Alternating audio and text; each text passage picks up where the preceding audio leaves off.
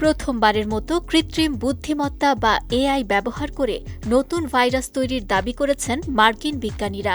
তাদের এই গবেষণা চিকিৎসা বিজ্ঞানের সম্ভাবনার নতুন দিগন্ত খুললেও একই সঙ্গে ফ্রন্টিয়ার প্রযুক্তির ঝুঁকি নিয়ে তীব্র উদ্বেগ তৈরি করেছে বলে সতর্ক করেছেন সংশ্লিষ্ট বিশেষজ্ঞরা।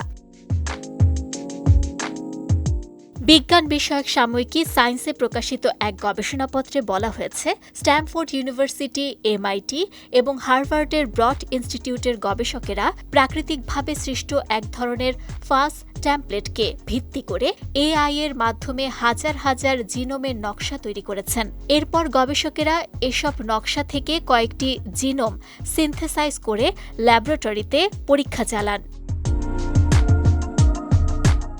গত বৃহস্পতিবার প্রকাশিত প্রতিবেদন অনুযায়ী এআই দ্বারা তৈরি জিনোমগুলোর মধ্যে থেকে প্রায় ৩০০টি সিনথেসাইজ করে পর্যবেক্ষণ করা হয়। তাদের মধ্যে ১৬টি সক্রিয় বা জীবন্ত ভাইরাস অর্থাৎ কার্যকর ফাস তৈরি করতে সক্ষম হন গবেষকেরা। পরীক্ষায় দেখা গেছে, প্রাকৃতিকভাবে উৎপাদিত ভাইরাসের তুলনায় কৃত্রিম এআই ডিজাইন করা ফাসগুলোর মিশ্রণ কোলাই ব্যাকটেরিয়া ধ্বংসে বেশি কার্যকর ভূমিকা রেখেছে। গবেষকেরা মনে করছেন, এই উদ্যোগ সিনথেটিক জিনোমিক্সের সক্ষমতা এবং জেনারেটিভ ডিজাইনের পরিধি বাড়াতে সহায়তা করবে। বিশেষ করে দ্রুত পরিবর্তনশীল রোগজীবাণুর বিরুদ্ধে অভিযোজিত প্রতিরোধমূলক ফাস থেরাপি তৈরির পথও আরও প্রশস্ত হতে পারে। তবে শঙ্কার জায়গাও স্পষ্ট। টরন্টো বিশ্ববিদ্যালয় ও টরন্টো জেনারেল হাসপাতালের সংক্রামক রোগ বিশেষজ্ঞ আইজাক বোগোজ বলেছেন, একই সক্ষমতা ক্ষতিকর উদ্দেশ্যে ব্যবহার হলে জৈব নিরাপত্তা ঝুঁকি বাড়তে পারে।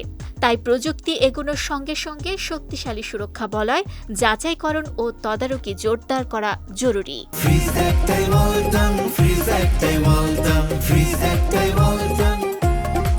ইতিমধ্যে অন্য এক সতর্কতাও এসেছে। সিডনির UNSW school of biotechnology and biomolecular সায়েন্সের এক অধ্যাপক জানান, ফাস সাধারণত ব্যাকটেরিয়াকে লক্ষ্য করায় মানবজাতির জন্য সরাসরি শারীরিক হুমকি তৈরি করে না, কিন্তু পদ্ধতিগুলো ক্ষতিকর উদ্দেশ্যে অপব্যবহারের সুযোগ তৈরি করতে পারে। তাই পূর্ব প্রস্তুতি হিসেবে এখনই কঠোর জৈব নিরাপত্তা তদারকির দাবি তুলেছেন তিনি। নুসরাত আহমেদ, বিজয় টিভি নিউজ ডেস্ক।